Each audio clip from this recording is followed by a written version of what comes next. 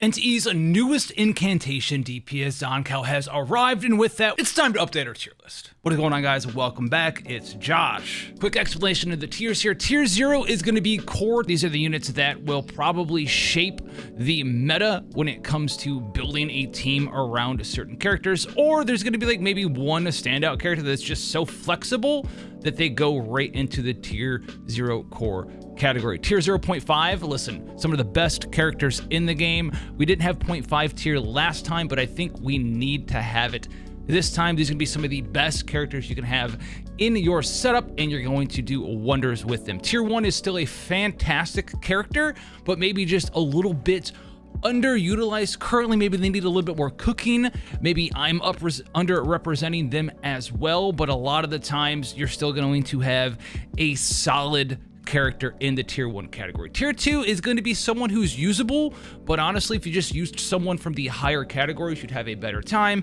And tier 3 is going to be a category of characters that I really do not recommend. So let's get in with the first character, obviously on everyone's mind, Zankou, and this is going to also demonstrate something that I'm really focusing in on when we're talking about characters now, which a big thing for me is flexibility and the amount of top tier teams that you can make. What sort of teams can you combine together with characters to make a very solid strategy?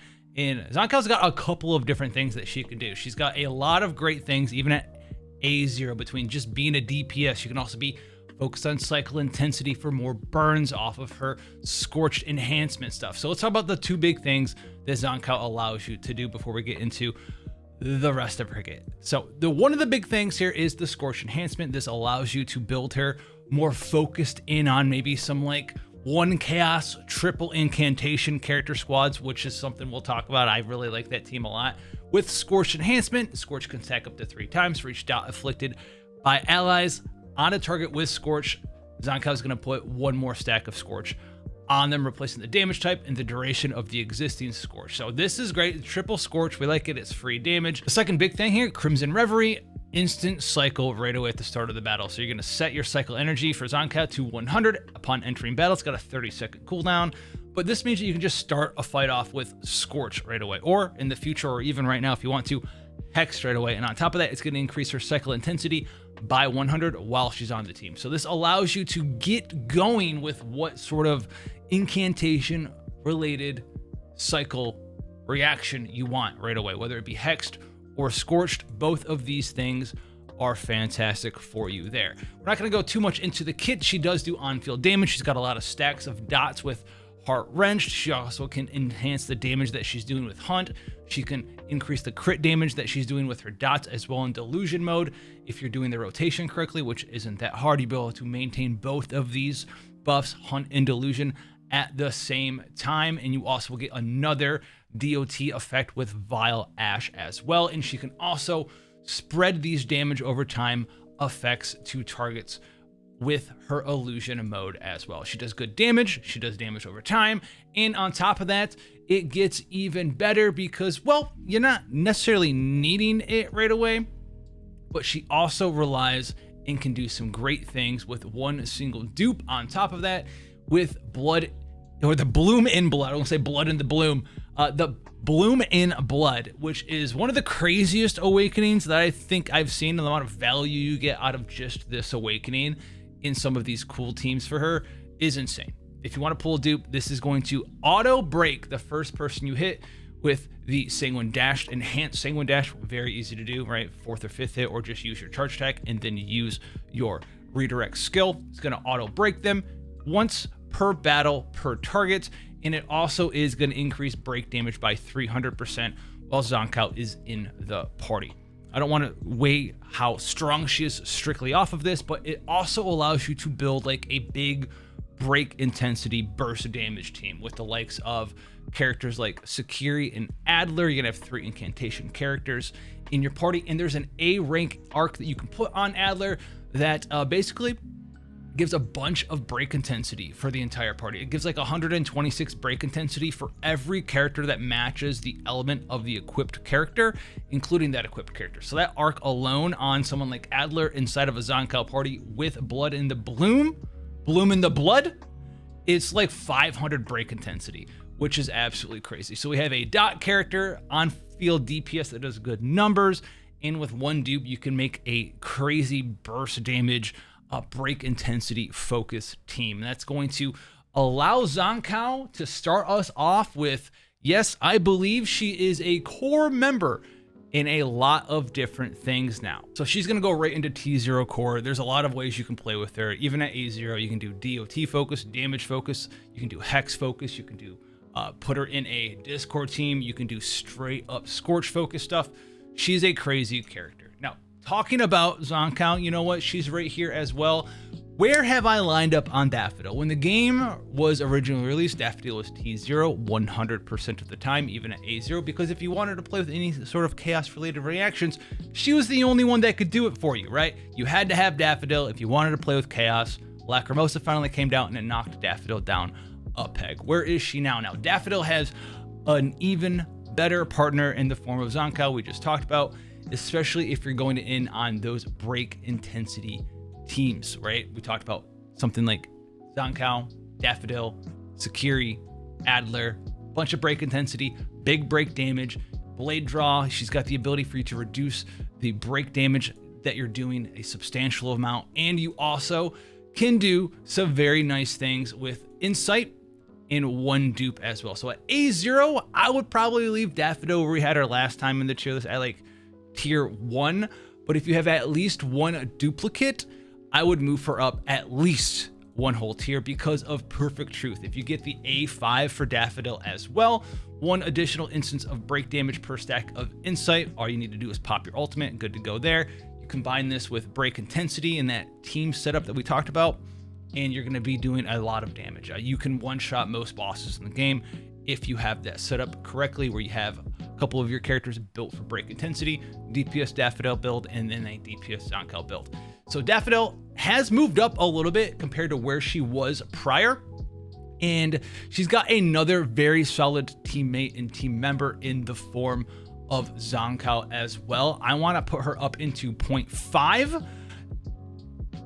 If you have one dupe and you have the A1, if you don't have any dupes, I would probably leave her in tier 1, but with one extra dupe, I would put her in 0.5. Since this is like a no dupe tier list, I'm going to leave her in tier 1, and we probably won't talk about dupes anymore. I did want to note the cool little flexible extra team you could make with Zankou and Daffodil first. We usually don't talk about dupes on this tier list, but we did that for that one special occasion, and we rated them on their no dupe application, right, for our tiers. So next up, we're going to have to talk about my man Bai Kang. Now, Bai Kang does have a little bit more competition, right? He was like the OG incantation DPS.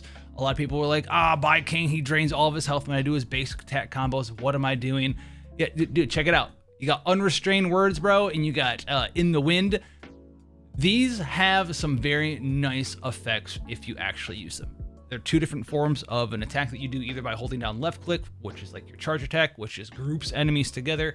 It is the highest, fastest, spammable mini crowd control that you can do in the game. If you want some AoE scenario stuff, you just keep pulling dudes in, or you can hold right click and it'll do like the little dash backwards and then do an AoE attack. That's where a lot of the on-field damage that you should be doing with him comes from. You're going to be putting the seals on with the marks and using the skill and ultimate in conjunction to a bunch of damage that way as well. He also got bumped up a notch because if you want to use him with Zankou as well, it inflicts another instance of Scorch with the same effect as the existing one when power word is generated on a target affected by Scorch. So you can go in there with some additional Scorch teams, and he didn't get any better by a large margin, but he did get a little bit more flexible, and I think Bai Kang deserves to stay exactly where we've had him this entire time, even at no dupes. He's a tier 0.5 character for me because of that mix of a DPS character who has crowd control, and he got even more flexible in the teammates that you can mix and match with Bai Kang. And in the future, he'll probably get even a little bit more better once we get some additional hex support, which we will talk about in a second, because yeah, there's a couple of, Linkos coming out with some hex support stuff, which is great and all in dandy. Now, Haniel is a character that has been holding the throne for Psyche supports for a long time, right? She's got high uptime on Hooti, extended it with the ultimate as well, doing off-field damage, increasing the damage that your party's doing with that. If you have her in a Nova enhancement party, she's stealing attack and giving it to your party, reducing the damage the enemy does by a small amount, boosting the damage that your team does as well. And if you have access to any duplications for her, well, you can do some cool things, you know, get the A6 here, and you'll get a little bit extra crit damage bonus. She is not weaker, but not as in demand as she was prior. Now, there's a couple of teams she still is really good in, right? If you're any sort of Remora focused, right, Stain focused Chaos team, she's still working really good there. Discord teams, she's still insane there as well. But we've finally been able to move away from incantation teams being married to the Chaos element, which is also married to the Psyche element as well. That being said, though, I don't think I'm willing to drop Haniel like down into tier 1 or anything right at this moment. I think that she still is just as good as she was before in a lot of situations, especially because you can still put her in an off element team. You do kind of want her to get the full value, to have someone in the party that is the Chaos element, so you get the Nova enhancement when you do the Nova reaction. She does lose a decent amount of benefit in your party if you're not proccing the Nova enhancement off of Haniel. But if you have fast hitting, hard hitting characters, you're getting a lot of benefits off of Hootie. You're able to keep this up a significant amount of time. She's a 4-star character, so you're going to run into getting at least 2 duplications, right? So you get the duration for Hootie increased and reduction of the Hootie cooldown as well. And she just adds a lot of power to your team without really needing to do a whole lot. That being said, a lot of her attack buff stuff, it being a conditional thing like we talked about, I am going to bump her down specifically for that reason, right? It's not that she's not strong, it's just that she's not as flexible as some of the other unconditional supports and characters that we have access to right now and potentially in the future. So this might be one half a patch too far into the future to bump her down by 1, but she's going to end up at 0.5 in my book for those reasons and for those considerations. One other character that, well, we get a lot of hate on in this channel because we're just like, bro, what's going on? When we talking about Chiz, Chiz is one of the characters that we do talk about when we're talking about Chiz as a character that has a bunch of duplications. Now, Chiz is really focused in on one team, right? She's focusing on a charge team so she can use her ultimate, get all the free damage off of the Cosmos damage thing that procs auto crits. Very easy to build for that reason, and is a newbie lover, right? She's a newbie lover, easy to build, does a lot of good stuff. Put her on that charge team. But that's kind of basically Chiz. That's it. There's very, very few ways to help scale her damage up, right? She scales off of crit damage and health in percent damage bonuses. And most of the supports we have access to, they're buffing things like attack percent or other things that just don't directly influence and affect Chiz herself. You can't even do anything cool like I was wishing when Hotori came out, where you could copy her charged hold E version where she spins around or anything. You can't do anything super substantial like that. So even at A6 for Chiz, there's only one team. It's the Chiz charge team. And if you're like, hey, what charge team should I make? Or what sort of Cosmos DPS focused or top 3 element DPS focused between Lakshana, Cosmos, and Anima DPS should I make a team around? If you had a choice, Chiz wouldn't be in like the top 4 or 5, right? You'd be making a Shinku team, you'd be making like some sort of Hotori, Jinwan, Irori MC team instead. You'd be making a Nali team, you'd be making a Chaos team, you'd be making basically any other team other than Chiz. You'd have a much better time with another DPS, and that team would perform better than just like Chiz. So she is easily a tier 1 for me for that reason, and honestly, maybe she'll get bumped down even more because I'm a big Chiz hater, but I think tier 1 is a fair place for her due to the constraints that we're talking about when building this tier list. Adler is someone that we talked about a little bit before when we were talking about Daffodil, as well as the new incantation character in Zankou. And Adler's someone that has always been pretty interesting, right? defense focus, get a little bit of barrier with the skill, do a little bit of sub DPS with his entire kit, right? You got Temperance as well, which enhances Scorch, and this is really what we're getting into. Very high focus in Scorch now with Zankou. It also does break efficiency up, reduces Esper resistance to that element, and also gives you a little bit of survivability with that attack reduction. And, well, it applies one of the 3 random debuffs whenever Scorch is inflicted on their target, and we can inflict multiple stacks of Scorch now. So it's very easy to get the max benefit off of this Awakening skill for him. I guess it's not Awakening skill, it's just like his passive skill that you unlock, right? And on top of that, the A rank arc that we just talked about is so good in these triple incantation teams. Adler, and then your choice of like Sakiri and Zankou with 1 Discord character. It is so good that I am officially moving him up. He was in tier 2, which we talked about. Oh, you could kind of like put him in if you're trying to replace somebody, right? If you didn't have access to Sakiri, you want like an incantation support. He's got a full role now. That's good. He's got like 1 team that he's like really, really, really good in now. But you can also do similar things in the future with him. And he might even get a little bit more benefit in the future when Hex comes out. But just because he's got a super solid team that only he can really maximize on with that A rank arc that you can go get from a quest. If you want to do a break team, he is an insane member for that team, and he definitely deserves the bump up from T2 to T1 in my opinion. And this is someone who, like, you know, wasn't in love with Adler from before. Speaking of characters, we got Aurelia. Often I see get put in tiers like tier 1.5. You know, she's not that bad. She can solo train by herself. She floats around, blah, blah, blah. It's so inconsistent. You get damage interrupted. It's just kind of whatever, right? Like the teams you're putting together with this character, it's like, could you do something with her? I guess, you know, oh, we're doing extra psyche damage in our with Nova enhancement. Well, okay, cool. Why aren't we just making, who are we pairing her with actually? Daffodil? Lacrimosa? These are only 2 characters that we can pair Aurelia with, so aren't we making like main DPS Daffodil or main DPS Lacrimosa? Is this character actually doing anything for us? And no, she is not. I honestly don't like this character for that reason, especially when I used to have her in tier 2. I'm actually gonna move her down because more characters came out and she still doesn't have like a spot where she's like, I'm an all-star here, right? Put these supports together, make this team around me, and I'm insane, right? I'm great. You know, no, we're not putting Aurelia teams together and be like, wow, look at this. Now, if we had like some other chaos characters, like a chaos support character that would make sense to pair with her, it doesn't really make a ton of sense for me, right? Because the 2 chaos characters you can pair her with are just DPS characters in their own right anyway. And you can probably make a much better team if you just took Aurelia out of that party. So we're gonna put her down in tier 3 actually.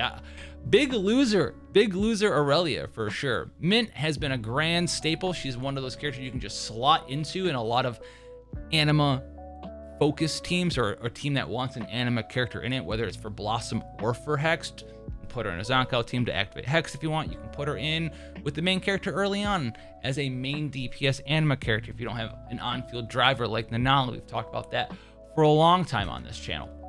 And that is exactly what the definition of tier 2 is in this tier list. Just someone who can slot in, you know, replicate that role, do it pretty well. Not an all-star by any means, but she's gonna get the job done, and we're gonna be okay with that. Next up, well, guess what? My man Edgar doesn't really need, you know what? If you're on mobile and you get hit too many times and you want a, what's the cooldown on this shit? 16-second cooldown to heal a little bit. You can use it at your own demise, my friend. Meet your cripple waifu right there. She rides around on a jellyfish. You two can share tier 3 together. Good for you guys. Good on you. Good on you. Good on you. Now, Fadia is someone that I've always had a little bit a higher affinity for, tier list wise, than like a lot of the community. I had her rated like a little high, a little low, wishy-washy. She really got a foot in the door when Lacrimosa was released, and you can run like Lacrimosa, double psychic character, big Fadia, right? Giving the mitigation for your party and also doing a pretty tremendous amount of free damage off of Nova enhancement. Just keep proccing Nova with like double Chaos, double Psychic characters, Fadia being one of them. Do something like Lacrimosa, Daffodil, Fadia, Haniel, right? That's pretty much what we have to go with. And you can just tank up the damage, be cool there, support the team that way, also offer free damage, do some stuff with your skill and ultimate as well. And you know what? It's kind of okay. It's pretty good that way. I don't think she's like broken by any means, but I'd like that team. I don't hate that team. You can also just throw her in a more defensive oriented, right? Instead of like Haniel in your Discord team, put Fadia in there if you want some survivability. Maybe you're trying to push records on some harder hitting content that you just need to do a one time, right? Some of the higher tier, like high level anomalies, you can do that as well. And for that reason, I think she's a solid tier 1 character. She's got her own role. She's not just a fill-in character, and that kind of suits what the tier 1 role is all about. Now, Hathor got a little bit better when Chaos was released. Hathor, to me, listen, I know there's gonna be a lot of Hathor lovers out there, and guess what, dude? She's like one of my favorite designs in the whole game, right? So what is Hathor really doing? So we've got damage on our skills. Cool. We got damage on our ultimate. Cool. You know, a little bit of movement speed plus. We don't care. What is she offering in a party for combat though? Damage, damage, damage off field, but she's not like a main field damage dealer. So your skill and ulting doing damage that way. Super cool. Good express delivery power, so you do a little bit more damage faster. That's cool as well. She's really here for the Remora enhancement, extending Remora duration to 12 seconds, and then you get a little bit of free crit rate. The crit rate's nice, but it's really all of her value is from extending Remora to 12 seconds. So the two teams that you're running her in, she is in either a Shinku team or she is going to be in a Chaos team. She has a definitive role in those parties, and she is kind of propped up by the fact that, well, there's not a lot of ways to extend Remora to 12 seconds. There's one other character named Skia, and he only works in one of those two parties. She works in both of them. It is going to be very easy to displace her off of the tier 1 ranking that we're going to throw her in, because she does have, just like Fadia, a definitive role in some parties, and she is good at the role. One of the only 2 characters that can do that role. And for Chaos, the only character that can fulfill that role.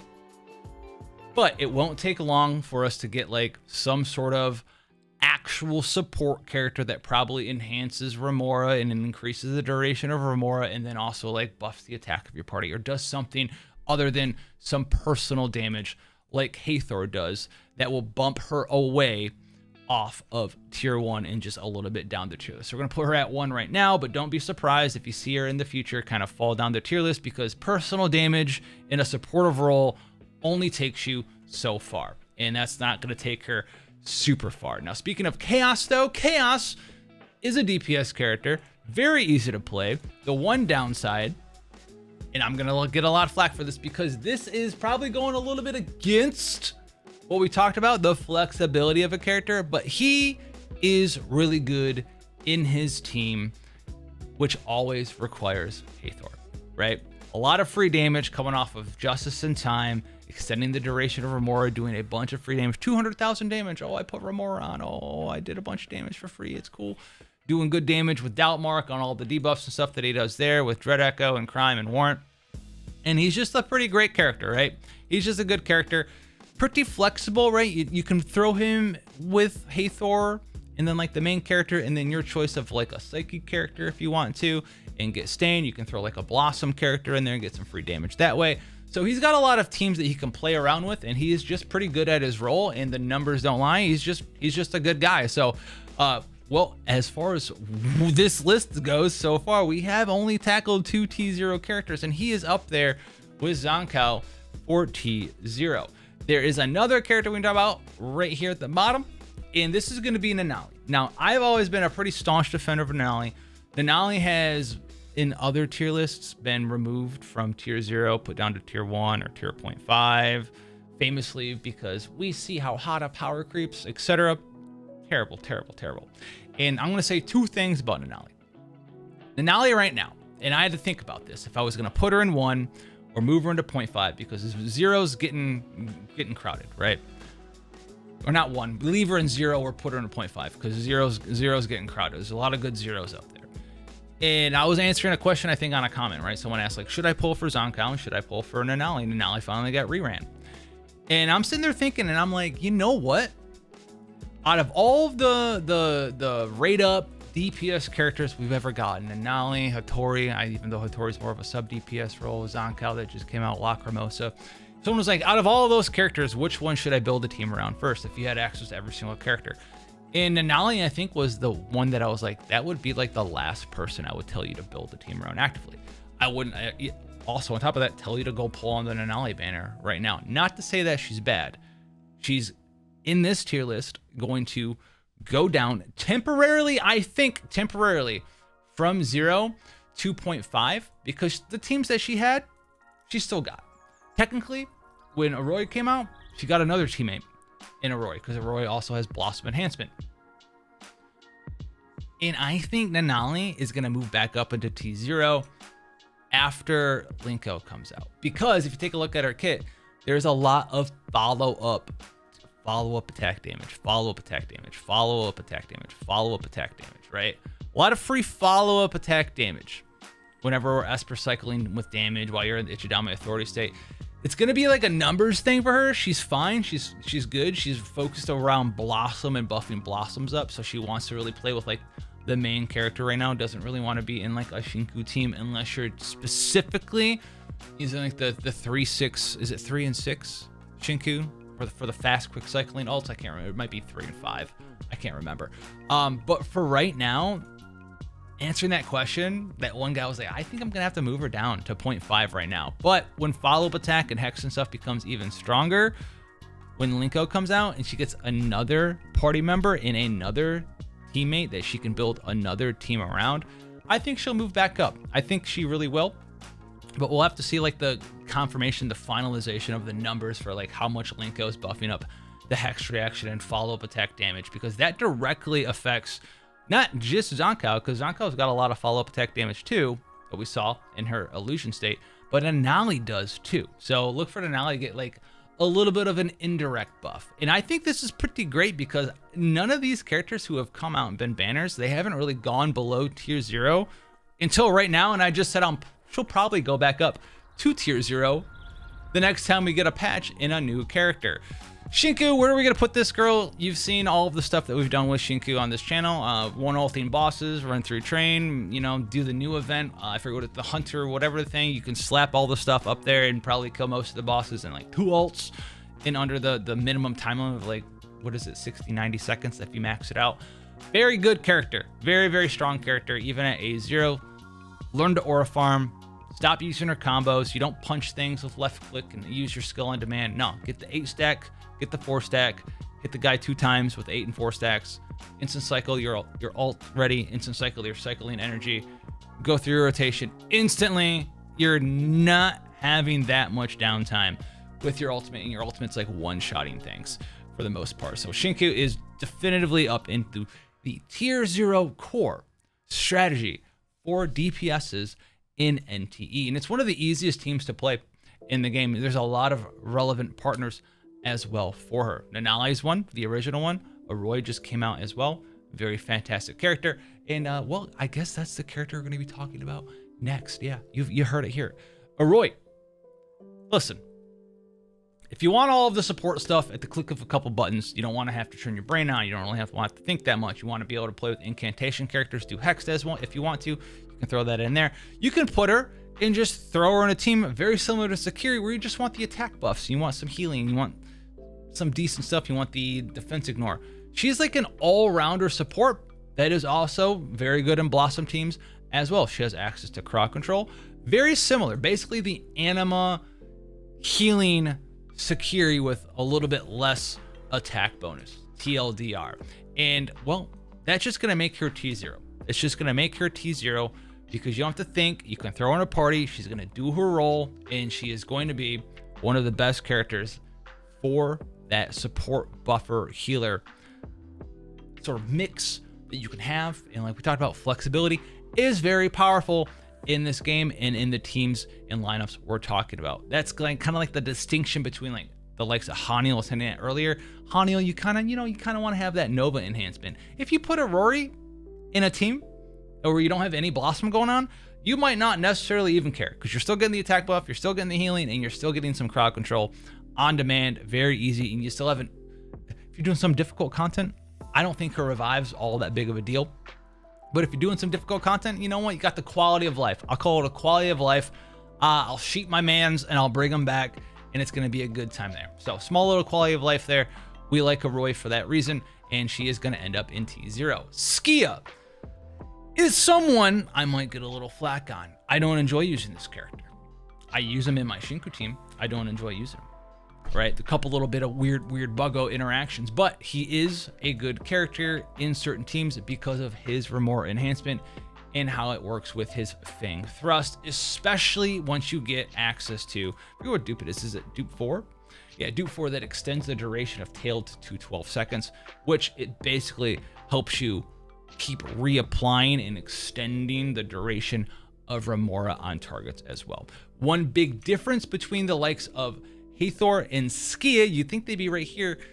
Skia is technically not making the duration of Remora 12 seconds. He's reapplying it, and so it doesn't work the same way with Chaos as Hathor does. That being said, there are some cool things you can do with Skia because you can put him on Good Boys Grand Adventure, which gives him like some supportive elements, right? You're kind of forcing him to become like a mini attack buffer. You can put him on Speedy Hedgehog set if you don't want to wear Speedy Hedgehog set on anyone else in that party as well. And you're kind of forcing him to be like a mini attack buffer. That being said, I still am not going to put him in tier 1 because unlike these other ones where it's like, yeah, they have a defined role, his is like a Giga specific defined role. He kind of fits in that tier 2 slot where it's like he's got one thing that he can do, and he's also simultaneously like a stand-in character, sort of like a side grade to Hathor a lot of the times, especially with Irori being released for the teams that you'd want to either use Hathor or Skia in, except for the Chaos team. So I'm going to leave him down in tier 2 because I think he still fits the criteria for a character that is a stand-in, even though he's kind of got a little bit higher of a defined role compared to someone like Mint. There's like an actual reason you want to use him versus like Mint just kind of is just filling the role for you. But he's getting left in tier 2. I don't want to yammer too much on about the mans. We don't need to talk about Sakiri too much. Listen, crowd control, attack buff, increasing damage over time effects, scorch enhancement. Once again, somehow this character got even freaking better than before. We got another damage over time focused character while in the scorch state. For every DOT on the target, increase the dot effects by 25%. I mean, up to 100%. Yeah, just double all of the damage that you're doing with your dots for sure. Why not? And then you also have 10% enemy defense down while they're knocked airborne or suppressed. And then if you ever get one dupe, you just need the one, you get another 30% attack bonus. But even without the dupe for the extra 30% attack bonus, she still is giving you a very substantial attack bonus as well when you all 30% attack bonus. Absolutely nutty. 30% attack bonus, crowd control all over the world, in increasing dots to the sky. I mean, I said we didn't need to talk about her too much. I guess we talked about her a little bit. Obvious T0 character somehow got better because they added another DOT character. Go figure.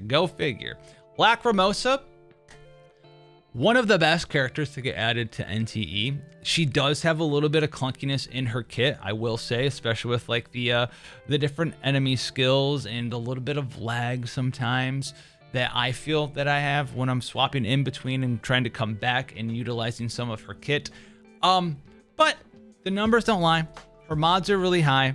Ultimate does good damage. Skill does good damage. Black Tome and Tomato Devil do good damage.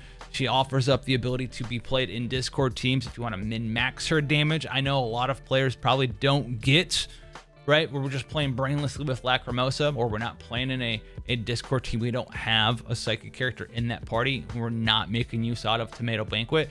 It's very good. It's a very, very good skill. But even if you're not using this to the full margins that you could, you're still putting burns, you're still putting dots on, you're still stacking nightmare, you're still just doing insane damage with her enemy skills and her own skills and her combos. You can play her range, you can play her melee, you can do a lot of different stuff with her. And that's just at A0. That's just at A0, right? And then once you get one awakening, if you want to make her more of a flex pick where you put her in more of a quick swappy team, you can get Morning Spell and get access to sort of like more weird, more wonky version of like the main character. We're getting some instant cycling every once in a while where you use your skill, you swap out, do some stuff on your other characters, and then swap back in a couple seconds later. And you can trigger, you know, Norva Scorch, Discord this way as well. So very strong character. And a lot of players didn't like the quick swap only Daffodil playstyle for Chaos characters. And Lacrimosa can be played in quick swap. She can be played outside of quick swap. She's very flexible. You can put her in a burn team, in a hex team. You can put her in a scorch focus team. You can put her in a Discord team. A lot of powerful places to be put in this character. So very, very strong, in my opinion. Character, obvious T0 choice. Obvious T0 choice. Now, a character that I thought about, is it time to drop her? I've thought about this multiple times, right? Because you're like, oh, dude, Hotori. She's Blossom focused. And honestly, preventing the Vita Bud attacks from pausing during time stop is a waste of an awakening. Like this could have just been part of time stop. I've always thought that, right? And then increasing World Tide's finisher damage ratio. She basically doesn't have 2 awakenings down here, right? These could just be baked in, fine, whatever. But the ability for you to copy skills allows her to be played in a lot of different teams, even ones that don't even have the ability to do Blossom, even ones that are like in the bottom. I play her in a Lacrimosa, Sakiri, Haniel, Hotori squad where you copy your support skills from your other characters to just, when you ult, put on more Scorches, put on more Novas so you can proc your Nova enhancement, so you can do Discord. And the damage that she does off of her ultimate is free. It's free damage because time is stopped while you're doing World's Tide. So technically the DPS during her ult is just free because she's not actually taking on-field time. Nothing's going on. The timer stopped. All the content we have in the game right now that you care about the term DPS, damage per second, she takes the S off. It's just damage. It's just damage per ult, right? Oh, I'm on field for 10 seconds or whatever during my ult. 10 seconds didn't pass. I did 100,000 damage, 200,000 damage for free. Continue on rotation with my other characters. Doesn't get in the way. Super flexible for that reason. And this character absolutely stays in tier 0. You can play her in the top elements. You can play her in the bottom elements. As long as you're doing and getting value out of the skills you're copying, you're always also going to be getting value out of her ult. Smart players will find a great way to use Hotori, and she still is tier 0 for me to this day. Next up, Gomam Jimoang. Now, I think I might end up being even harsher on Jijuan. What did I just say? Jijuan in this video than I ever have been. She was, you know, one of my favorite characters when the game came out. She did some very nice things. She did get, maybe will get a little bit better, because like she does have Rose Pack, right? Which like is an attachment which devours the HP continuously. I do believe this still counts as like a damage over time effect, and you can detonate them. It's cool. It's fine. It's fun. And the last time, you know, I put her in a tier list, right? I noted like, yeah, she's kind of like the core of the Blossom team because she just straight up doubles the amount of blossoms that you get with Vita Buds. And then you can further enhance with Nali. You can further enhance them with Irori if you want to. She isn't technically like put out and automatically replaced by some of the new anima characters. And so I did drop her. I had her in 0 for the longest time. I dropped her down to 0.5. And I think I might leave her in 0.5 for right now. I could see a future where Linko comes out and Linko goes, hey man, I have more teams that I'm better in than you are, right? I'm Hex focused and Hex is a big deal right now. Maybe Linko's gonna offer up more damage in some way, more team-wide damage with buffs, etc., with all the follow-up attack characters going around. Because right now, Jinwan is just like, she's got crowd control and she does damage. That's kind of it, right? She's got a little bit of crowd control on a 16-second cooldown and she does some damage. Crowd control is becoming more and more and more common, and you might not necessarily need this character in your party. And maybe you have someone else that you'd kick out of your party for Jinwan. So she is good for the core of Blossom teams right now. But outside of that, you're not really wanting to utilize her. In hearing myself say that out loud, where it's like, she has a team, she has a slot, she has a place, reminds me of the likes of Hathor and Fadia and Adler and Chiz and Daffodil and what we talked about them before. So I'm gonna have to move her down to tier 1 right now, where like these tier 0.5 characters have some special stuff going on. They do big damage, they're super flexible. King is honestly probably better than a lot of people give credit for. He's not that hard to play, he does good damage. He's got a lot of crowd control that you can just spam as well. I will defend him to the day that I no longer play this game, right? Jinwan, I can't really say all those things about, so I'm gonna probably move her. She's got a lot of competition now, especially with Irori coming out. It could be a little, you know, this could be like, okay, she's 0.5 right now, and then as soon as what's her face comes out, she's tier 1.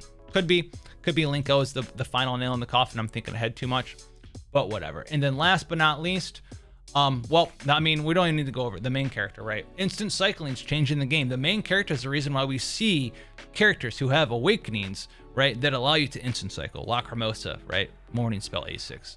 Getting the combination of Shinku, so you can stay off field, come back in, instant cycle. And then, well, they just gave Zankou an instant cycle 1 time per battle. But the MC is just an insane character. As long as the top 3 elements, right, Cosmos, Lakshana, and Anima, have good characters to make teams around, this is NTE. This is a game where Esper cycles matter a lot. Reactions like that matter a lot. They activate a lot of buffs and debuffs and special effects for your team. And just being able to load and be like, I'm going to do that right away at all times is great. The only thing that I could see that would make this character like go down, is either we get a ton more other characters in related elements, Lakshana, Anima, that all have instant cycle abilities, or if the content that we see just loads everyone in with instant cycles and instant ults and stuff like we have for the new like Hunter thing where you fight the monsters content. And our damage is so high that 1 rotation defeats everything. I don't think that's going to happen anytime soon.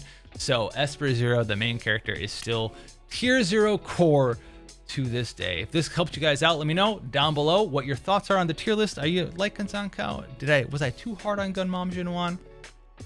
I'll see you down there. God bless, and I'll catch you guys exit full screen in the next one.